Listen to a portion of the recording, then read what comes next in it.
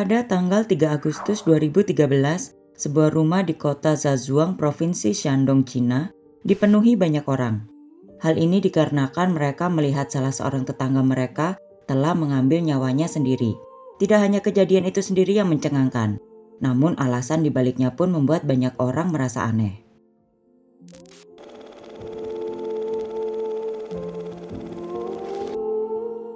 Pada tanggal 3 Agustus 2013, cuaca terasa sangat terik.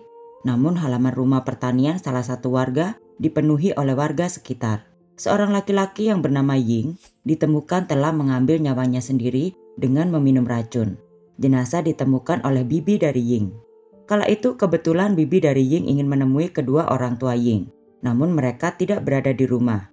Bibi dari Ying berusaha memastikan bahwa tidak ada orang di rumah itu. Namun betapa kagetnya ketika ia memasuki rumah, ia mendapati Ying sudah tidak bernyawa. Bibi dari Ying pun sangat kaget. Ia tidak menyangka rencananya untuk berkunjung akan berakhir dengan penemuan jenazah dari keponakannya sendiri. Dengan segera ia menelpon orang tua Ying. Orang tua Ying yang kebetulan telah berada di tengah perjalanan pulang hanya bisa pasrah sambil meneruskan perjalanan mereka. Sesampainya di rumah, kedua orang tua Ying langsung menyentuh tubuh Ying yang telah dingin dan kaku serta sudah berbau. Mereka pun pingsan karena seolah tidak percaya bahwa itu memang benar merupakan putra mereka. Ying merupakan laki-laki berusia 29 tahun. Ia diketahui memiliki kepribadian yang ceria. Ia memiliki keluarga kecil yang bahagia dan juga telah memiliki putra yang berusia 5 tahun. Oleh karena itu, tidak ada satu orang pun yang menyangka Ying akan melakukan perbuatan seperti itu. Keluarga yang juga telah datang mencoba membangunkan kedua orang tua Ying dari pingsannya. Setelah terbangun dan bisa menguasai emosi mereka, kedua orang tua Ying melihat satu botol pestisida di klorofos tak jauh dari tubuh Ying. Ayah Ying pun menduga bahwa Ying mengambil nyawanya dengan meminum obat tersebut. Selanjutnya di kamar Ying, keluarga menemukan catatan bundirnya yang menyatakan bahwa ia meminta maaf kepada kedua orang tuanya. Selanjutnya Ying juga menuliskan bahwa Zhang Yu yang merupakan sang istri tidak bersalah atas keputusannya ini. Hal ini ia lakukan karena seseorang selain Zhang Yu yang telah menyakitinya. Orang tua Ying lantas menghubungi polisi untuk menemukan siapakah yang telah menyakiti putra mereka begitu dalam hingga ia melakukan tindakan itu. 2 bulan kemudian, atau tepatnya pada tanggal 23 Oktober, polisi yang masih dalam proses penyelidikan kasus Ying mendapatkan informasi bahwa seorang pria tewas di sebuah gorong-gorong di pinggir jalan Kota Bayan. Sebagai informasi, letak jenazah misterius itu ditemukan masih termasuk dalam yurisdiksi pihak kepolisian yang menangani kasus Ying. Polisi yang tiba di tempat penemuan jenazah merasa ada yang janggal. Jenazah dalam kondisi hangus terbakar. Area di sekitar jenazah ditemukan kosong dan lokasi kejadian dibakar dengan cara yang terlihat direncanakan dengan matang. Polisi pun menyelidiki lebih lanjut dan menemukan kunci mobil yang terbakar, jam tangan hitam, dan puing-puing yang terbakar. Karena jenazah yang ditemukan dalam kondisi hangus terbakar, polisi pun sulit mengidentifikasi identitas jenazah tersebut. Oleh karena itu, polisi hanya dapat menggunakan cara paling dasar, yakni dengan mengunjungi desa-desa dan kota-kota sekitar untuk menyelidiki. Namun beberapa hari telah berlalu dan tidak ada petunjuk yang dapat membantu penyelidikan pihak kepolisian. Kemudian polisi pun teringat akan jam tangan yang ditemukan di lokasi, menunjukkan bahwa tanggalnya sekitar pukul 9.33, tanggal 15 Oktober. Oleh karena itu, polisi sementara menetapkan waktu kejadian pada tanggal 15 Oktober. Dan melalui analisa kunci mobil yang dibakar di lokasi kejadian, dipastikan itu adalah kunci mobil dengan merek Wuling. Tak lama setelah itu, laporan dari pihak forensik pun keluar. Korban diketahui meninggal setelah pemukulan pada leher dan juga pencekikan.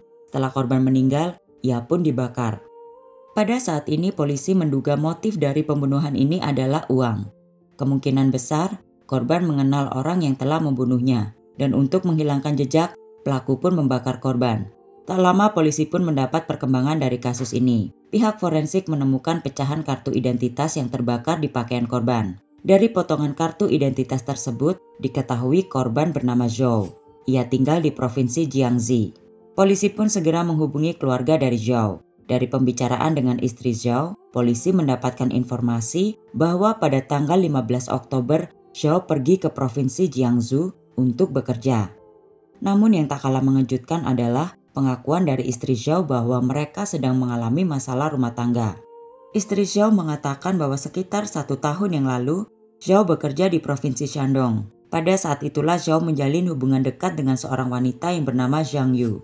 Polisi pun teringat dengan kasus bundir beberapa bulan yang lalu. Diketahui istri dari laki-laki yang melakukan bundir tersebut bernama Zhang Yu dan tinggal di provinsi Shandong. Polisi akhirnya membuat gambaran bahwa 2 laki-laki yang terlibat dengan Zhang Yu diketahui meninggal. Ying meninggal karena meminum racun dan Zhao meninggal karena pembunuhan. Polisi kemudian menyelidiki latar belakang Zhang Yu dan Ying. Menurut penyelidikan pada tahun 2011, Ying dan Zhang Yu memiliki bisnis bersama. Bisnis itu pun diketahui cukup sukses. Namun pada tahun 2013, rumah tangga Ying dan Zhang Yu mengalami masalah. Kala itu Ying membuka ponsel Zhang Yu dan ia menemukan sebuah foto telanjang Zhang Yu yang dikirim oleh orang yang tidak ia kenal. Ia pun juga menemukan istrinya Zhang Yu mengirimkan beberapa foto telanjang dan juga foto-foto seksnya kepada orang yang tidak ia kenal. Hal ini tentu saja membuat Ying murka. Ia meminta istrinya itu untuk menjelaskan kepadanya. Namun setelah dikonfrontasi perihal foto tersebut, Zhang Yu mengatakan bahwa ia tidak tahu menahu dan tidak pernah mengambil foto seperti itu. Orang tua Ying yang mengetahui keretakan pada rumah tangga anaknya pun mencoba menanyakan kepada Ying mengenai masalah yang terjadi. Ying menceritakan bahwa Zhang Yu telah berselingkuh. Orang tua Ying pun mencoba menasehati Ying untuk berusaha mencari tahu kebenarannya terlebih dahulu sebelum melakukan tindakan yang lebih jauh. Mendengar hal itu, hati Ying pun kini ragu. Banyak pertanyaan yang ada di kepalanya. Hingga tak lama seorang pria tidak dikenal menghubungi Ying. Ia mengatakan bahwa ia sangat mencintai Zhang Yu dan meminta Ying untuk segera menceraikan Zhang Yu agar mereka bisa bersama. Kemurkaan Ying pun semakin memuncak setelah ia berbicara dengan pria tidak dikenal itu. Ying pun kemudian mengkonfrontasi istrinya Zhang Yu, namun Zhang tetap tidak menjawab pertanyaan apapun darinya. Karena ketidakjelasan penjelasan dari Zhang Yu sendiri, akhirnya Ying tanpa sepengetahuan orang tuanya menceraikan Zhang Yu. Namun ia tidak bisa terus menutupi perceraiannya dengan Zhang Yu, hingga akhirnya ayah Ying pun mengetahui hal itu. Ia pun marah dan merasa malu karena perceraian merupakan hal yang sangat memalukan baginya. Namun tak lama setelah perceraian tersebut, Ying mengambil nyawanya sendiri. Hal ini membuat penyelidikan semakin membingungkan. Dan tidak hanya itu, bagaimana sebenarnya hubungan Zhang Yu dengan Zhao. Dari keterangan orang-orang terdekat Zhang Yu dan Ying, diketahui bahwa Zhang Yu dan Zhao merupakan teman baik. Mereka bertemu saat Zhao bekerja di sebuah konstruksi. Zhang Yu pun mengenalkan Zhao kepada suaminya Ying. Ying yang memang ramah kemudian mengundang Zhao untuk makan malam di rumahnya. Keramahan masyarakat Shandong terpatri di tulang mereka. Saat mengetahui Ying mengajak Zhao untuk makan malam di rumahnya, Ibu Ying menyiapkan banyak makanan lezat untuk menjamu Zhao. Pada suatu hari seperti biasa, Ying menjamu Zhao untuk makan malam di rumahnya. Setelah makan malam tersebut, mereka memutuskan untuk minum bersama. Ketika mereka sedang minum, tiba-tiba Zhao mengatakan pada Ying bahwa ia menyukai Zhang Yu. Namun Ying tidak menganggap serius perkataan Zhao kala itu karena berpikir ia sedang mabuk. Itulah terakhir kali Ying bertemu dengan Zhao karena Zhao kembali ke rumahnya di Jiangxi. Namun tak lama keadaan menjadi tidak terkendali.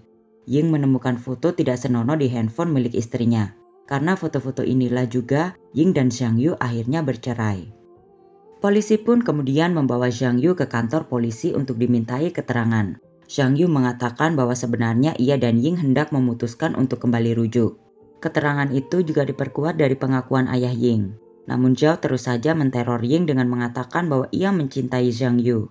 Karena tidak kuat dengan telepon teror tersebut dan mengingat foto vulgar Zhang Yu, Ying pun memutuskan untuk mengambil nyawanya sendiri. Namun hal yang tidak Ying ketahui adalah foto-foto vulgar yang dikirimkan oleh Zhao tersebut adalah foto editan. Zhang Yu diketahui tidak pernah sekalipun berhubungan dengan Zhao. Jadi hingga kematiannya, Ying tidak mengetahui bahwa foto vulgar istrinya itu merupakan hasil Photoshop. Dan juga bahwa Zhao, orang yang selama ini ia jamu dengan baik, merupakan dalang di balik kehancuran rumah tangganya. Terkait dengan kematian Ying, polisi pun akhirnya memutuskan bahwa Ying meninggal akibat ia mengambil nyawanya sendiri karena depresi dan tekanan yang diberikan oleh Zhao. Namun yang kini menjadi pertanyaan, bagaimana Zhao meninggal? Semua jawabannya ada pada Zhang Yu. Sepeninggal Ying, Zhang Yu kemudian bersahabat baik dengan sahabat Ying yang bernama Wei. Karena merasa iba dengan kondisi istri sahabatnya itu, Wei kemudian semakin dekat dengan Zhang Yu. Hubungan mereka diawali dari seringnya Zhang Yu curhat kepada Wei, hingga akhirnya Wei pun mulai jatuh cinta kepada Zhang. Namun Wei sebenarnya telah memiliki istri, tetapi hubungannya dengan istrinya tidak harmonis, hingga ia dan Zhang pun kini semakin dekat. Tak lama pertemanan mereka pun berubah menjadi hubungan percintaan. Akan tetapi walau kini resmi menjadi sepasang kekasih, Wei merasakan hal yang janggal dari Zhang Yu. Pernah pada suatu hari Zhang marah kepada saudara laki-lakinya dan orang tuanya. Zhang saat itu berbicara dengan nada tinggi. Namun tiba-tiba nada bicara Zhang menjadi lembut ketika menerima telepon dari seseorang. Tak lama diketahui penelpon itu adalah Zhao.